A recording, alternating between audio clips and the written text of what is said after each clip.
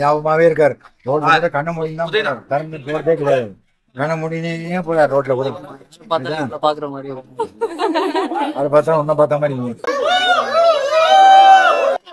யாருமே சாப்பிடலடா. வேற மாதிரி அவன் மேக்கப் தெரியணும். உங்களுக்கு நல்லா தெரிஞ்சுக்காது. என்ன எங்க அக்கா கிட்ட பர்த்து முடிச்சு விடு. எங்க அக்கா என்ன நினைச்சுன்னுக்குறேன்.